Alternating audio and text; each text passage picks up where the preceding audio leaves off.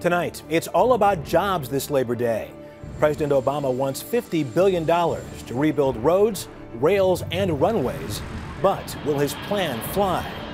I'm Russ Mitchell. Also tonight, a new hurricane watch as the Texas-Mexico border braces for a growing storm.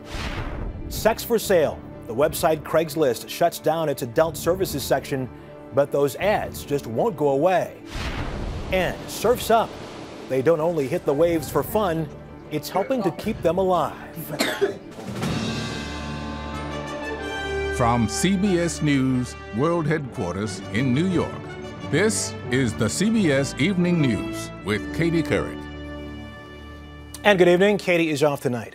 8 weeks from tomorrow, Americans will vote in the congressional midterm elections, the state of the economy first and foremost on their minds. And with polls showing his party struggling, President Obama went on the road this Labor Day, beginning a new push to retake control of the economic debate. He proposed spending $50 billion to improve the nation's infrastructure and create new jobs. He also called on Congress to approve new tax credits for small businesses while allowing the Bush-era tax cuts for high-income earners to expire. Senior White House correspondent Bill Plant begins our coverage. Fired up by a cheering crowd of union members in Milwaukee, the president argued that he's working hard to fix the economy. I am going to keep fighting every single day, every single hour, every single minute to turn this economy around. And he blamed Republicans for standing in the way. When it comes to just about everything we've done to strengthen our middle class, to rebuild our economy, almost every Republican in Congress says no. And when he did succeed, as with financial reform, the president seemed proud of the enemies he'd made. That's meant taking on some powerful interests. Some powerful interests who had been dominating the agenda in Washington for a very long time, and they're not always happy with me. They talk about me like a dog. Today's announcement, a proposal to rebuild 150,000 miles of roads, construct 4,000 miles of rail, and fix 150 miles of the nation's runways with a $50 billion jumpstart this year, paid for by closing tax breaks for oil and gas production. This will not only create jobs immediately, it's also going to make our economy hum over the long haul. Mr. Obama will also continue to push to make permanent a $100 billion research tax credit for small business. Both proposals could help the economy recover, but would have little or no effect in the short term. There isn't a lot that can be done that would make a meaningful difference to the job market, certainly not in the near term, not over the next 6 to 9 months. But right now, it's about the coming election. The president will use these initiatives as campaign ammunition, arguing that he and the Democrats in Congress have real plans to fix the economy, while all the Republicans do is oppose them. So basically all he can do is go out there and grind it every day, talk about the economy. And that's what House Democrats, by the way, want. They just talk about the economy, talk about our accomplishments. Bottom line, talk is about all the president can do. None of the economic incentives he's proposing this week is likely to make it through Congress by Election Day. So what he has to do and has to offer until then is the same thing he had to offer in the campaign of 2008, and that's hope. Russ? Bill Plant at the White House. Thank you very much. Jeff Greenfield is our senior political correspondent. Jeff, what do you think? Can these plans at all change the environment on Election Day? It's highly dubious. I think the economic climate of the midterms is baked in the cake, and it is high unemployment, anemic growth, and a lot of debt. That is not good news for the party in power. Whatever the merits of the long-term investments, the idea of changing people's minds about what conditions exist now is just a tough sell. And remember, unhappy and skeptical voters are less likely to believe in good intentions than voters who are happier. So it's a really tough road for the president. We keep hearing about a so-called firewall strategy the Democrats are going to employ in November. First of all, what does that mean, and do you think it'll work? Firewall is a fancy word for let's throw the folks over the side we know can't win and save the money and resources we have for competitive races. And also, let's look at races where the Republicans may have nominated more Tea Party type candidates who may have less appeal to the middle. The problem is every so often, and the polls say this may be one of those times, you get a wave election in which even usually safe incumbents and safe candidates are in danger. And when that happens, the firewall begins spraying leaks from one end of the country to the other. That's the fear the Democrats have for this autumn. I see. Jeff Greenfield, as always, thank you very much. And now to South Texas, where tonight they are bracing for Tropical Storm Hermine. The storm is growing stronger as it gets ready to make landfall along the border with Mexico. That has triggered warnings, including a hurricane watch along the coast. CBS hurricane consultant David Bernard is chief meteorologist at CBS 4 in Miami. And David, how strong is Hermine at this point, and where is it heading? Russ, this is a strong tropical storm. In fact, our radar and satellite this afternoon and evening is indicating heavy rain already spreading into parts of South Texas as far north as Houston. And the storm has 60-mile-per-hour winds only 100 miles south of Brownsville, Texas. This is going to be inland later tonight, and during the day tomorrow is an area of low pressure near San Antonio as it continues to move deeper into the state of Texas. As you look at it now, what's the biggest threat the storm poses? Well, as the storm moves inland, we're going to be talking about lots and lots of rain, anywhere from Brownsville and Corpus Christi, Texas, to San Antonio and Austin, maybe as far east as Houston. Some areas might see up to a foot of rain. CBS hurricane consultant David Bernard, thanks a lot. Also in the Gulf, federal investigators this week are expected to begin examining a key piece of evidence in the BP oil disaster. The failed blowout preventer was brought to the surface over the weekend. Investigators hope it contains clues into what caused the April explosion and fire that killed 11 workers and led to the spill of more than 200 million gallons of oil. Craigslist may be the best-known website for classified ads, but lately it has had a real problem with the world's oldest profession. Over the weekend, it censored itself in an attempt to eliminate prostitution from the site. But Seth Doan reports the racy ads are already showing up on other parts of Craigslist. Despite the bright blue links advertising everything from appliances to toys on Craigslist, this black bar reading censored is now attracting the most attention. It's Craigslist's 8-letter response to this letter, signed by attorneys general in 17 states. They called for the company to remove the adult services section of the site, which includes thinly veiled ads for sex.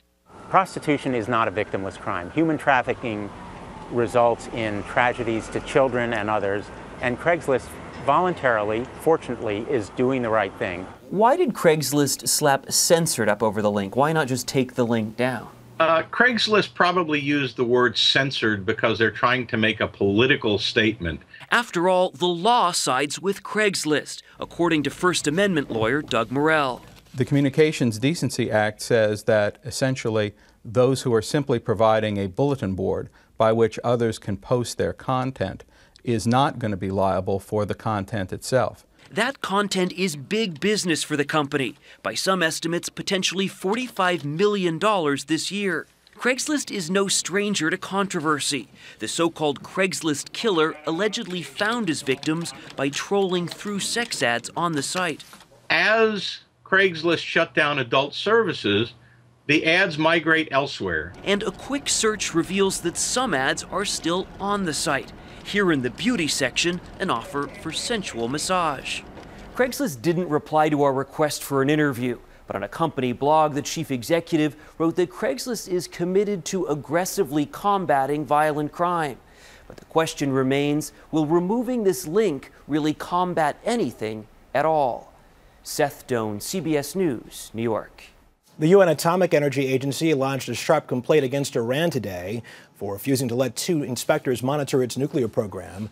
The UN report also says Iran continues to enrich uranium despite repeated demands by the Security Council that it stop. Iran insists it is only making fuel for nuclear power, but the same enrichment process can produce weapons-grade material.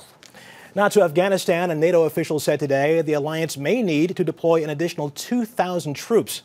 This as U.S. casualties there continue to mount. Today, the military reported the death of another American service member in eastern Afghanistan. That pushes the toll to at least 328 killed this year, which is already the deadliest of the nearly 9-year-old war. There was a furious anti-American protest today in Kabul.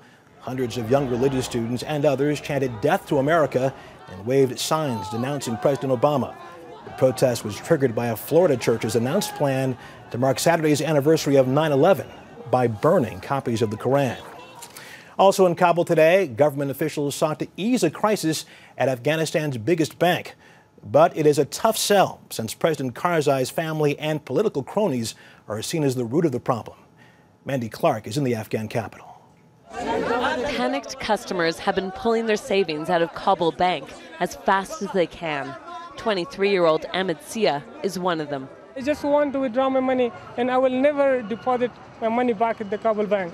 The run on the bank began last Wednesday after reports that tens of millions of dollars of off-the-book loans had been given to allies of President Hamid Karzai's government. Frightened customers withdrew half the bank's $500 million in cash in less than a week. Afghan officials were slow to react to the crisis, but now they claim the bank has been stabilized. But economist Mohammed Azizi says the bank is too corrupt to survive. Kabul Bank will collapse. By the way, for me, it's for sure that in the next 3 to 6 months, there will not be any more Kabul Bank. If Afghanistan's biggest bank does collapse, the political repercussions will be felt throughout the country. Kabul Bank handles the pay for 250,000 soldiers, police, and public servants. Nurullah is a civil servant, and he's worried about his $40,000 in savings.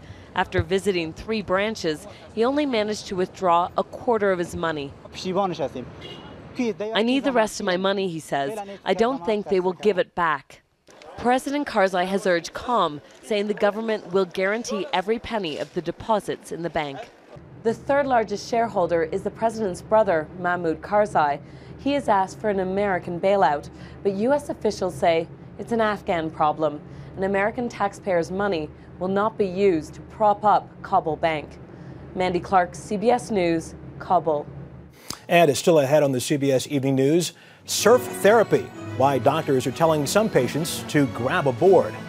But up next, this company is making more money than ever, so why does it want to cut workers' salaries?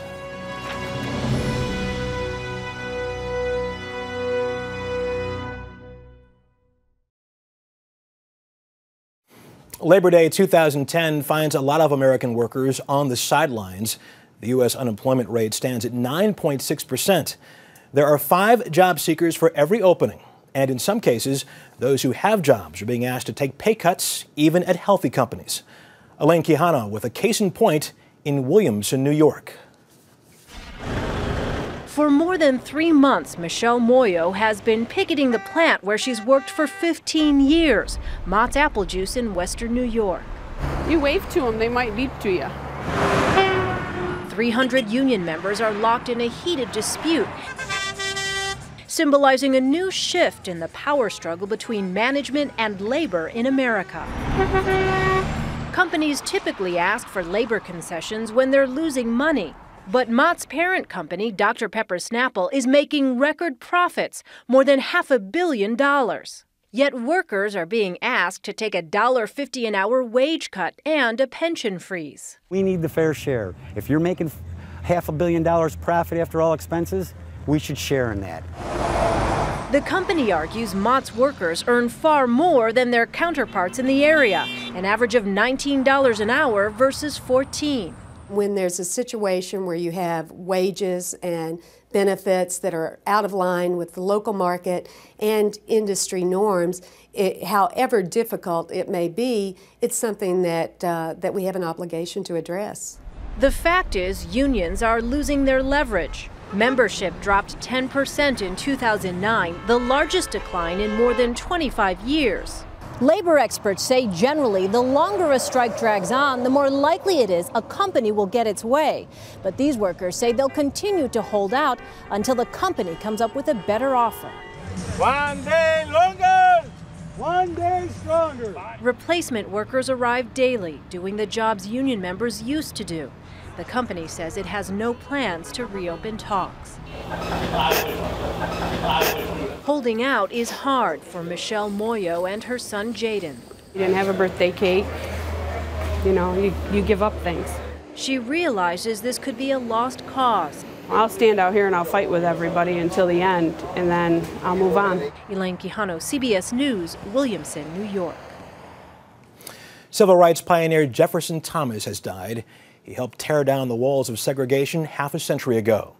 Thomas was one of the Little Rock Nine, African-American teens who needed Army protection in 1957 when they enrolled in all-white Central High School in Little Rock, Arkansas. In 1999, Thomas and the others received congressional gold medals from President Bill Clinton. Jefferson Thomas died Sunday in Columbus, Ohio. He was 68 years old.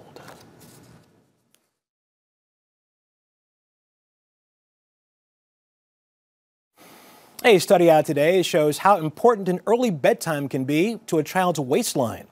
Researchers followed a group of youngsters ages 5 and under, a quarter of whom slept 10 or less hours a night.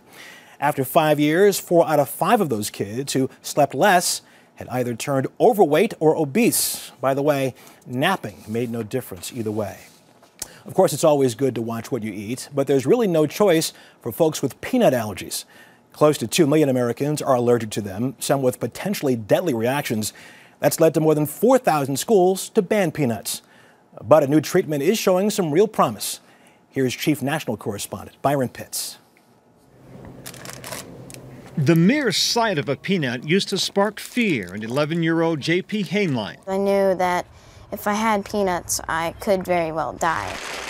Up to 200 deaths a year are caused by food allergies, most due to peanuts. J.P. Hermine's mother, Janie, took no chances. What kind of change did you have to make? Well, we had to change where we ate at restaurants.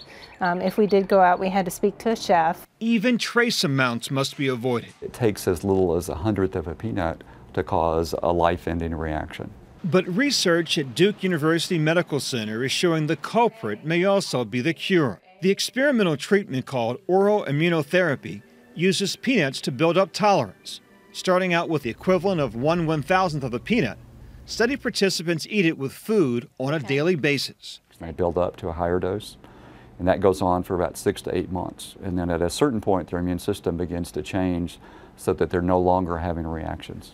In one study, 9 of 12 children with peanut allergies who ate increasing amounts of peanut protein daily can now eat unlimited amounts of peanuts. In a separate year-long study, 16 children on treatment could tolerate 15 peanuts before developing symptoms. After participating in the Duke study, J.P. Hermine is no longer deathly allergic to peanuts. For now, a handful of peanut M&Ms is his daily medicine. So you can eat peanuts now as much as you want? Yep. Really? So it's very helpful. While the results are encouraging, there are no guarantees the allergy is gone for good. We don't know that long-term it really will make it go away, and that's where the studies are concentrating on right now. Although the concept sounds simple enough, experts warn it should not be tried at home. Researchers say this type of therapy goes beyond peanuts. The same approach is currently being tested for allergies to milk and eggs. Byron Pitts, CBS News, Durham, North Carolina. Well, it's something most people say and many believe. You can't buy happiness. But is it true? According to a new study, it all depends. Researchers found that as your income rises, so does your emotional well-being or happiness. But only until your income hits about $75,000 a year. After that, they say, your sense of success may grow, but more money won't make you happier. Again, this according to a new study. Up next, let's go surfing. Doctor's orders.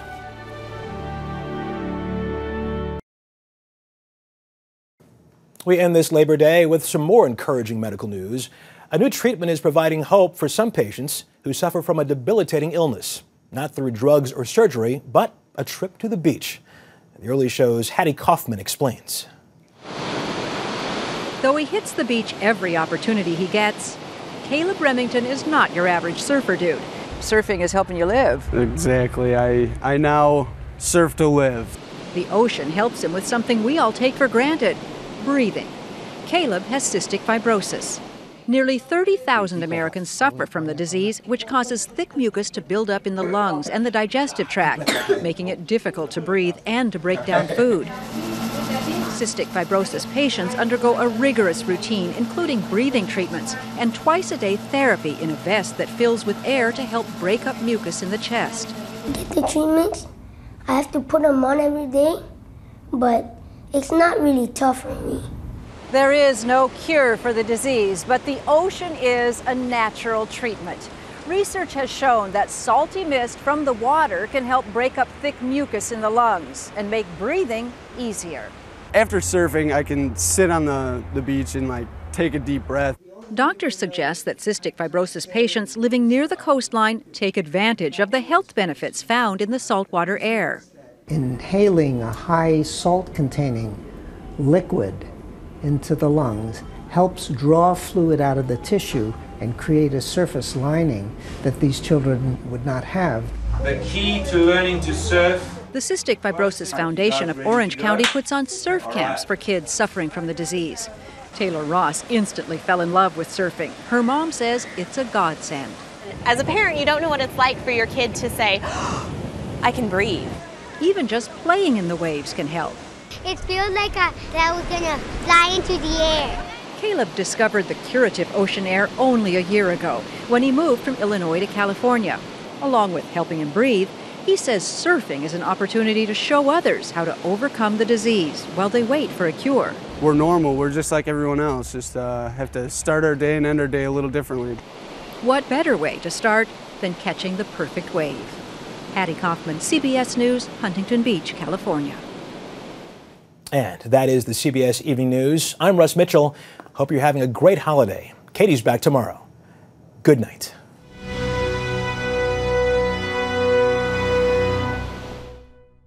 On television, online, and on the go. CBS News, the most powerful reporting anywhere.